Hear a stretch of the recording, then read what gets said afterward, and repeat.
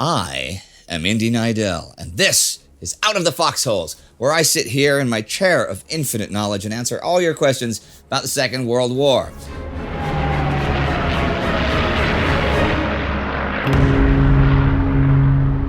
This one from Catherine Burton, who asks, what happened to British deserters during World War II? Oh wait, Catherine Burton. Gotta give a shout out to her because she helped us with some research for World War II specials. The first one she did for us was for the bio on Charles de Gaulle, so thank you, Catherine. Anyhow, the death sentence for deserters was banned in Britain in 1930, right?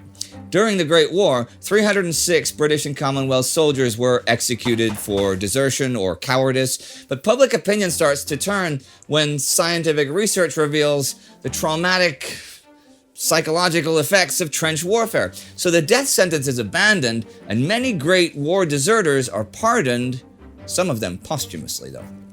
Be that as it may, when World War II breaks out, desertion or going AWOL is still a problem in British ranks, especially among frontline infantry. Almost 100,000 British soldiers will desert during this war. Most of them will do so in the war's later years. They are usually either very young or struggling with psychological issues. Some are simply sick of the death and the atrocities they witness as the war drags on. The British poet Vernon Scannell, for example, is part of the 51st Highlander Division, and he fights for 2 years in the North African campaign. Following a bloody assault on an Axis-held hill, he witnesses his comrades looting and stealing from the fallen, both Axis and Allied casualties. He is so disgusted by what he sees, he walks away and deserts. Some leaders will propose the death penalty's reintroduction, but they really never get that much support. Instead, deserters, if they're caught, are tried by a military court. Sentences vary on the seriousness and length of the desertion. Still, it does usually include some type of a prison sentence, followed by a dishonorable discharge. Vernon Scannell himself was caught not long after having deserted. He is sentenced to 3 years imprisonment, and he served 6 months in a military penal institution in Alexandria. He will be released early since the Allies need manpower for their upcoming operations. Others are never caught. They might find a way home, or, they might make a new life in a foreign country. Canada will actually execute one deserter in 1945, but he was also convicted of murder, so, Now, when this war ends, as it must one day, the number of unaccounted for deserters becomes a bit of a problem. In August 1945, 17,317 deserters will still be missing, and there is a black market craze for false papers. There will also be several thousand men unable to join the workforce for fears of being caught and sent to prison. In 1953, the British government will estimate that around 13,000 deserters from World War II are still unaccounted for.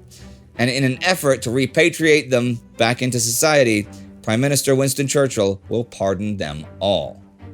And in case you're wondering what happens to Scannell, he will briefly serve in France before being shot in the leg during a night patrol. Post-war, he will often spout his hatred of war, writing in 1976 that during his military service, the most common mood found everywhere was one of dour resolution, skeptical, resigned.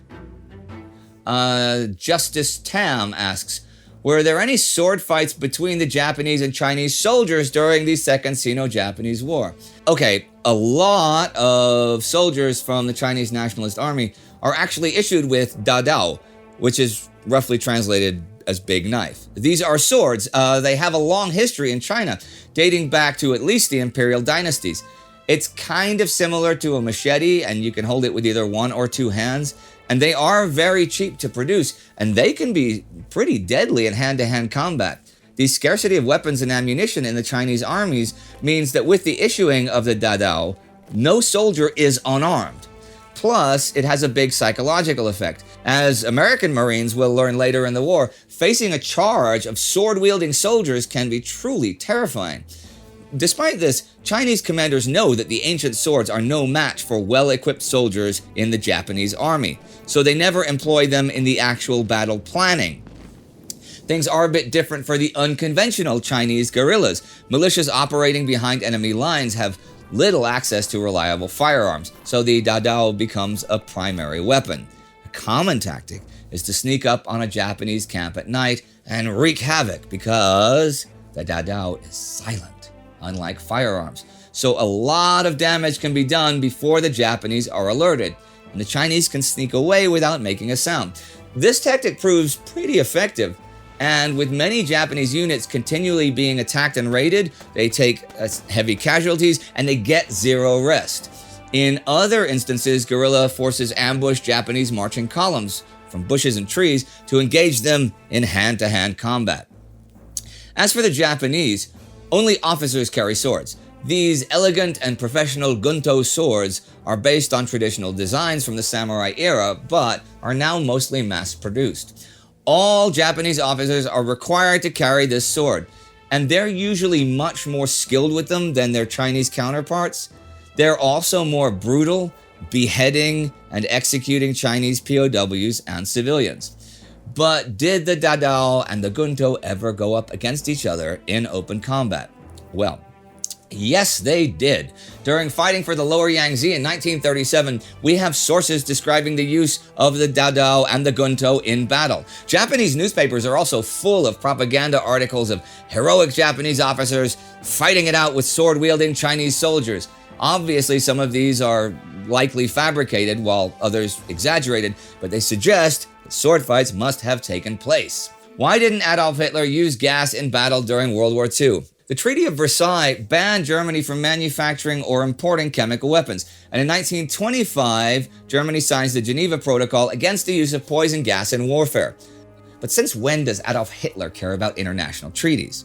By the outbreak of the Second World War, Germany has built up a healthy stockpile of poison gas, and even during the war, they are producing new gases. In 1942, production of a particularly deadly nerve agent will begin, and it's called taboon.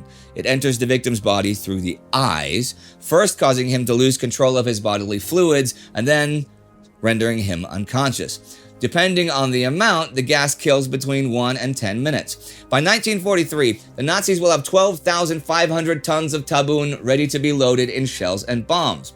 But they will never actually deploy this stockpile, and we can really only guess as to why. Most historians dismiss any suggestion of humanitarian reasons or adherence to the Geneva Protocols. It's pretty apparent Hitler cares about neither.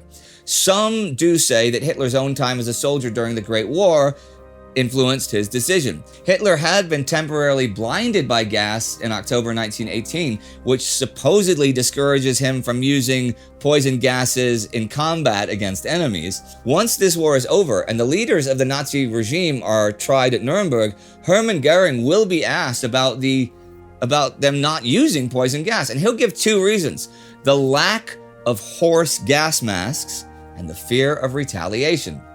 The German army during the war is mostly horse-drawn, and the lack of horse gas masks poses a severe threat to vital German logistics and transport. And if gas warfare was deployed, the Allies would definitely have responded in kind. Such an action could be disastrous for the German army. Well, that is it for today, but I'll leave you with this.